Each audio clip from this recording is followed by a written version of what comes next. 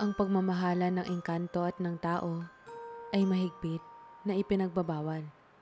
Kaya, handa ka bang isakripisyo ang lahat ng alaalang naiwan mo sa taong minahal mo ng sobra?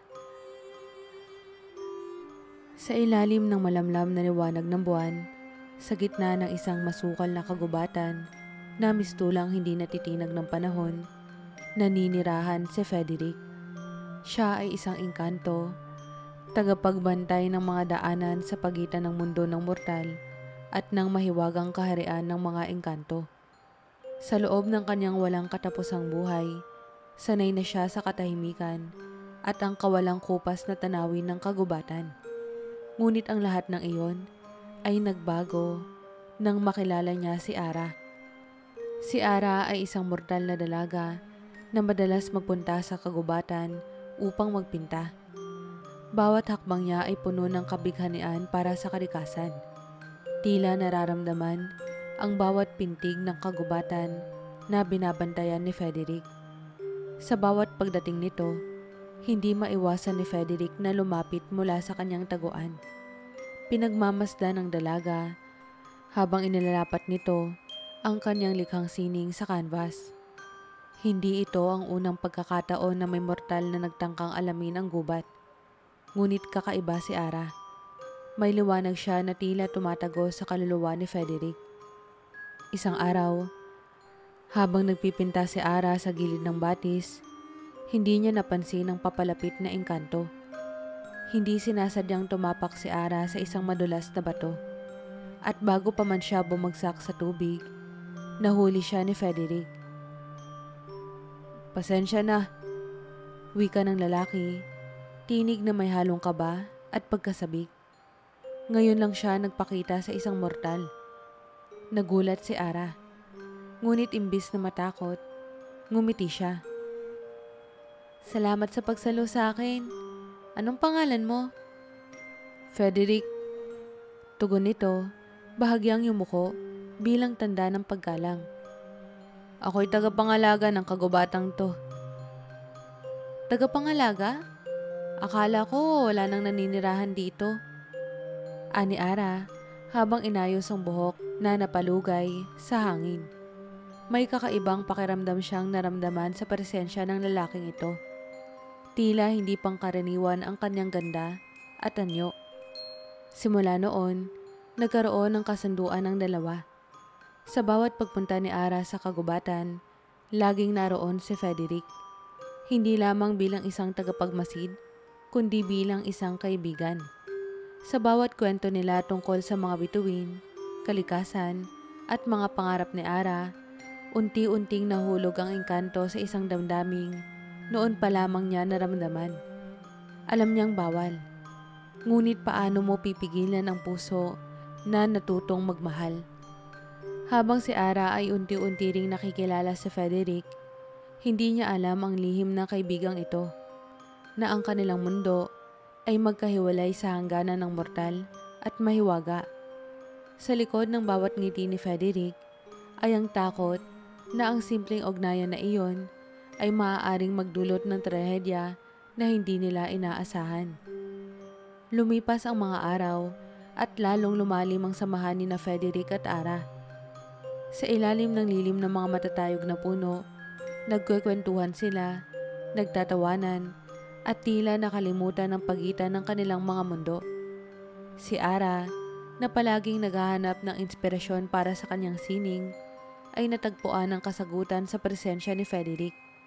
Samantala, si Frederick naman ay natutong magpahalaga sa bawat sandali kasama ang mortal na babaeng minahal niya nang higit pa sa buhay.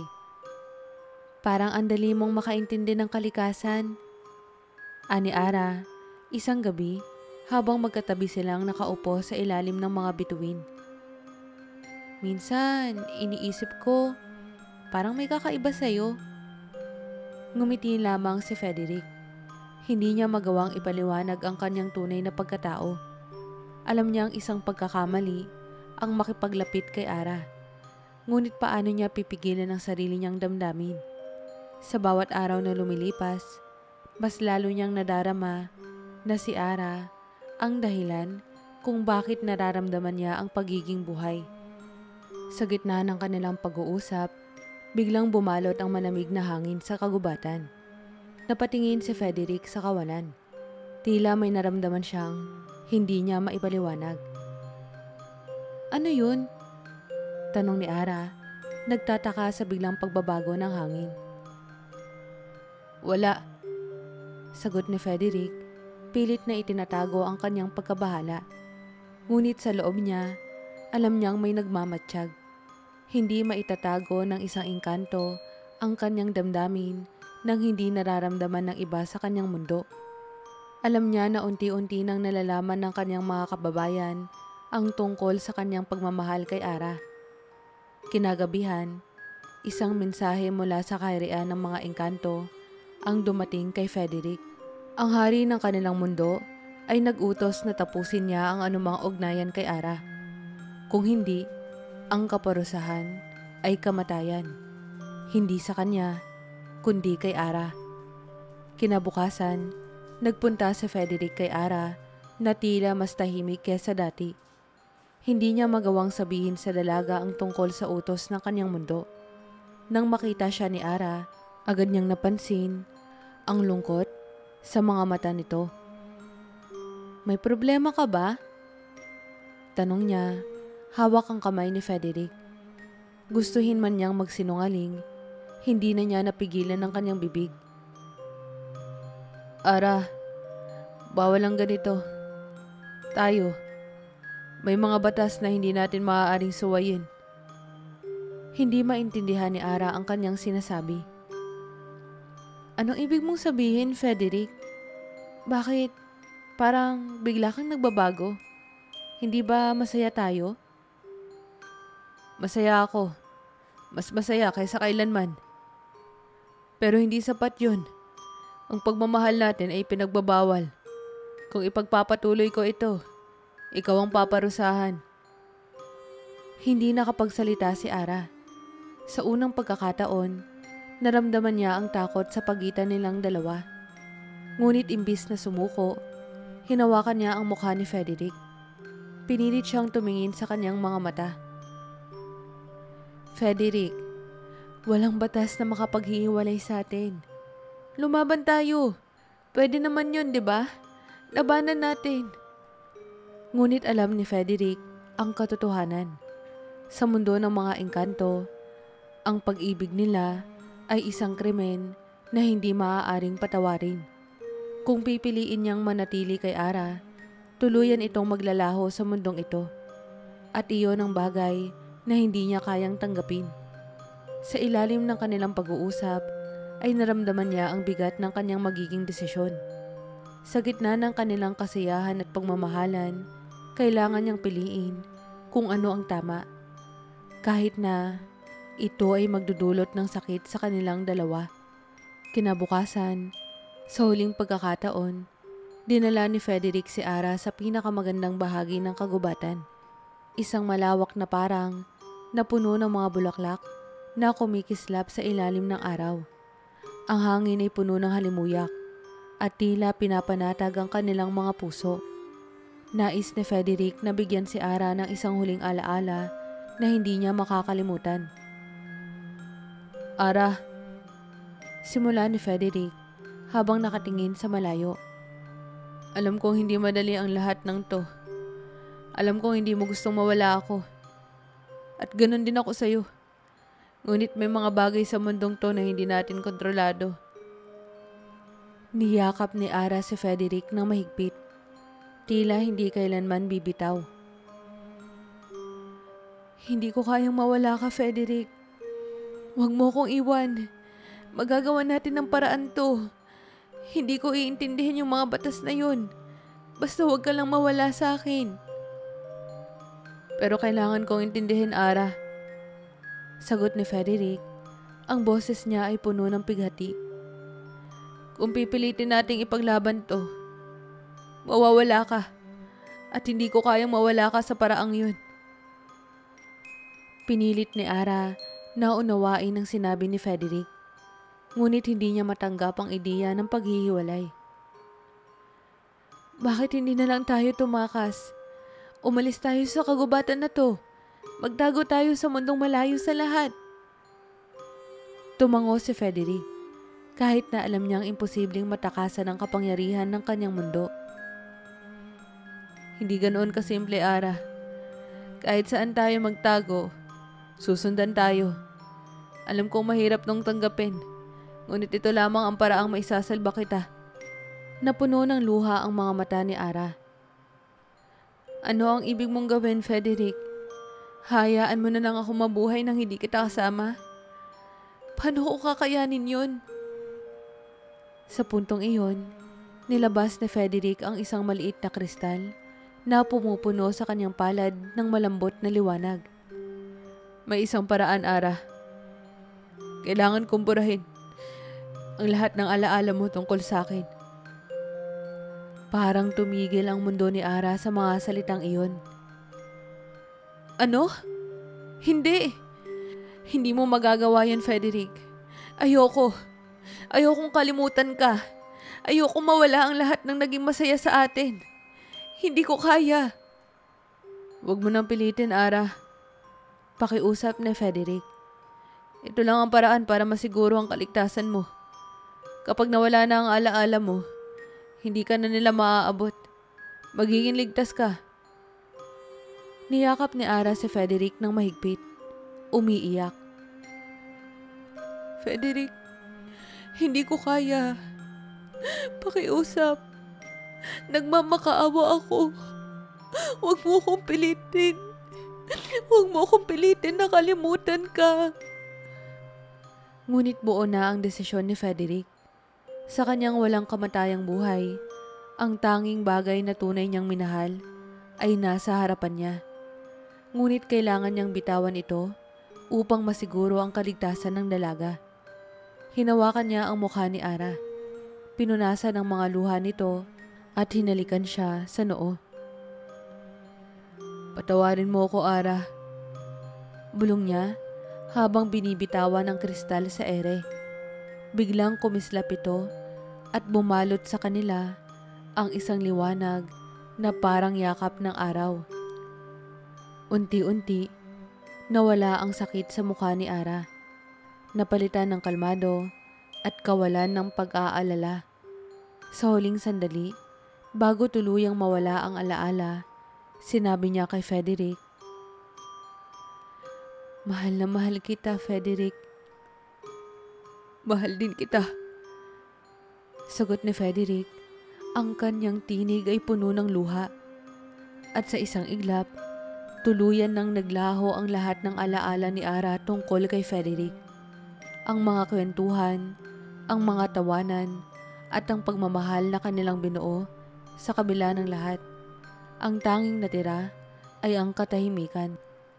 Matapos maglaho ang liwanag ng kristal, tumigil ang oras para kay Frederick. Nakatayo siya sa gitna ng parang.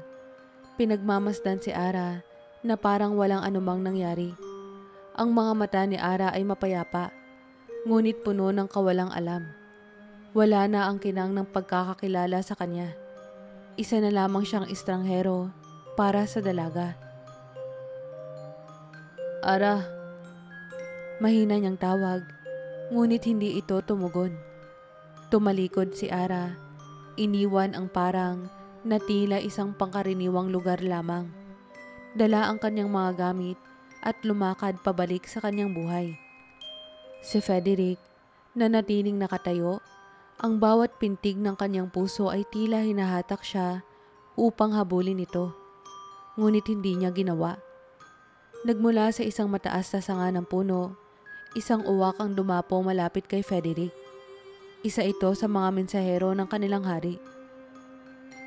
Natapos mo na ang iyong gawain. Wika nito sa malamig na tinig. Ligtas na ang mortal. Ngunit ito ang huling babala. Huwag mo nang subukang lumapit muli sa kanya. Ang anumang pagkilos upang ibalik ang nakaraan ay magdudulot ng kapahamakan sa inyong dalawa. Walang imik si Frederick. Alam niyang wala siyang karapatang magalit o sumuway. Ang tanging layunin niya ngayon ay ang tiyaking magiging masaya at ligtas si Ara. Kahit pa, Iyon ay mula sa malayo. Habang nagdaan ang mga araw, si Ara ay bumalik sa kanyang normal na buhay. Hindi niya maintindihan kung bakit tila may puwang sa kanyang puso na hindi niya maipaliwanag. Ang mga canvas na dati niyang ipinipinta ng kasiyahan ay nagkaroon ng malamlam na tema. Tila hinahanap ang isang inspirasyong hindi niya mawari. Sa kabila nito, nagpatuloy siya sa kanyang pangarap at nagkaroon ng unti-unting tagumpay sa larangan ng sining. Samantala, si Frederick ay nanatili sa kagubatan. Mula sa lilim ng mga punong niyayakap ng hamog, pinagmamasdan niya ang bawat galaw ni Ara. Nakita niya ang kanyang pagngiti sa harap ng mga bagong kaibigan. Ang kanyang pagluha habang nilalampasan ang mga hamon at ang kanyang pagsikat bilang isang kilalang pintor. Nakaramdam siya ng kasiyahan para sa kanya. Ngunit hindi maalis ang hapdi sa kanyang puso sa bawat sandaling alam niyang hindi na siya bahagi ng mundong iyon. Isang gabi, habang naglalakad si Ara sa isang art gallery na naglalaman ng kanyang mga likha, napadpad siya sa isang kakaibang painting na hindi niya maalala kung kailan niya ginawa. Ito ay isang tanawin ng isang parang, puno ng kumikislap na mga bulaklak at liwanag ng buwan. Sa gitna nito, isang malabong figura ng isang lalaki ang nakatayo. Ang mukha ay hindi malinaw, ngunit tila puno ng kalungkutan. "Ang ganda nito," bulong ng isang tagapanood sa likuran niya. "Para bang may kwento na gustong sabihin?" Ngunit si Ara ay nanatiling nakatitig. Hindi maalis ang pakiramdam na may isang bahagi ng kanyang sarili na pilit na binabalikan ang alaalang iyon. Sa kabila ng lahat ng kanyang pagsisikap, hindi niya maipaliwanag kung bakit may luha na pumatak sa kanyang pisngi. Sa malayo, nakatayo si Frederick, nagmamasid mula sa isang sulok ng madilim na kalye. Alam niyang iyon na ang pinakamalapit na maaari niyang marating sa buhay ni Ara. "Patawad, Ara," bulong niya sa hangin.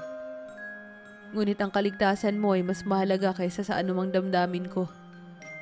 Sa gabing iyon, sa unang pagkakataon sa kanyang walang kamatayang buhay, naramdaman ni Frederick ang bigat ng pagiging mag-isa. Ngunit kahit pa puno ng pait ang kanyang puso, nanatili siyang nakamasid. Inaalagaan ng babaeng minahal niya ng higit pa sa sarili. Lumipas ang mga taon at tuluyan nang umangat si Ara sa kanyang larangan bilang isang tanyag na pintor. Ang kanyang mga likha, bagamat puno ng kulay at detalye, ay palaging nagtataglay ng malalim na lungkot na tila hindi niya maipaliwanag. Ang paborito niyang painting, ang tanawin ng parang at ang malabong figura ng lalaki ay nanatiling sentro ng kanyang mga obra. Paulit-ulit niya itong ginuguhit, ngunit hindi niya matukoy kung bakit malapit ito sa kanyang puso.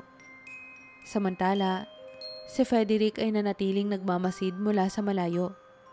Ang bawat ngiti ni Ara ay nagbibigay ng bahagyang ginhawa sa kanyang pusong puno ng pangungulila. Ngunit ang bawat taon na lumilipas ay tila tinutunaw ang kanyang lakas. Ang pagmamasid kay Ara ay nagdudulot ng sakit na hindi kayang pagilingin ng kanyang pagiging engkanto. Isang gabi, habang naglalakad si Ara pauwi mula sa isang art exhibit, napansin niya ang isang figura sa malayo. Isang lalaki, nakasuot ng madilim na balabal, ang nakatayo sa ilalim ng anino ng isang poste. Ang figura ay tila pamilyar, ngunit hindi niya matandaan kung saan niya ito nakita. Binalot siya ng kakaibang lungkot at pag-uusisa. Hindi niya maipaliwanag kung bakit tumigil siya sa kanyang mga yapak. Ngunit nang lapitan niya ito, bigla na lamang nawala ang figura sa dilim. Ang gabing iyon ay naiwan sa isipan ni Ara, ngunit hindi niya ito ininda. Bumalik siya sa kanyang pang-araw-araw na buhay, na hindi alam na si Frederick ang lalaki sa anino. Alam ni Frederick na ang huling sandali niyang makita si Ara ng malapitan ay isang paglabag. Ngunit Hindi niya napigilan ang sarili. Sa kanyang mundo, ang pagmamahal niya ay naging isang tanikala. Pinipigilan siyang kumawala mula sa alaala ng babaeng mortal na minahal niya. Makaraan ang ilang dekada, ang mortal na katawan ni Ara ay nagsimulang bumigay sa paglipas ng panahon. Sa kanyang mga huling taon, bumalik siya sa kanyang tahanan sa probinsya. Malapit sa kagubatang minsang naging kanlungan sa kanyang kabataan. Kahit matanda na, ang kanyang pagmamahal sa sining ay nanatili. At sa kanyang huling painting, iginuhit niya muli ang parang napuno ng mga kumikislap na bulaklak. Ngunit sa pagkakataong ito, malinaw na ang figura ng lalaki sa gitna. Ikaw, bulong ni Ara sa kanyang sarili habang tumutulo ang luha sa kanyang pisngi. Bagamat hindi niya maalala ang eksaktong dahilan, naramdaman niyang ang figurang iyon ay may malaking bahagi sa kanyang buhay na hindi niya maipaliwanag. Sa labas ng kanyang bintana, sa dilim ng kagubatan, naroon si Frederick, nanonood mula sa malayo. Alam niyang paparating na ang huling sandali ni Ara. At kahit anong sakit ang nararamdaman niya, wala siyang magawa kundi tanggapin ang kawalan. Sa kanyang huling hininga, naramdaman ni Ara ang malamig na hangin na yumakap sa kanya. Sa kanyang isipan, may sumilay na imahe ng isang lalaki na may gintong mga mata. Isang figurang nagbigay ng kaligayahan sa isang bahagi ng kanyang buhay na hindi niya maalala. Samantala, si Frederick ay lumuhod sa lupa. Hawak ang kanyang dibdib na tila binibigatan ng isang sakit na hindi niya kayang tiisin. Sa pagkawala ni Ara, naramdaman niya ang tunay na kirot ng kawalang kamatayan. Ang patuloy na mabuhay habang nawawala ang lahat ng mahalaga sa kanya. Sa unang pagkakataon, bumulong si Frederick sa hangin. Kung may kapalit lamang ang kawalang kamatayan, pipiliin kong sumama sa iyo. Sa huling pagbagsak ng liwanag mula sa buwan, bumalot sa kagubatan ang katahimikan. At ang parang na minsan nilang pinagsamahan ay naglaho, kasabay ng pagkawala ni Ara. At si Frederick ay nanatili roon, isang aninong nagbabantay, hinahanap ang sagot sa sakit na hindi niya kailanman mapapawi. Sa kawalang hanggan, nanatili ang engkanto na umiibig sa babaeng mortal. Dala ang alaala ng pagmamahal na minsang nagtaglay ng lahat ng kulay ng kanyang buhay, ngunit nagtapos sa isang madilim na kawalan.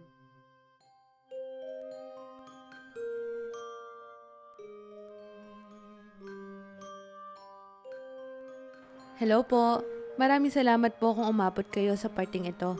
Salamat din po sa mga bago nating subscriber. Kung meron po kayong mga ideya ng kwento na gusto niyong gawan natin, mag-suggest lang po kayo sa comment section.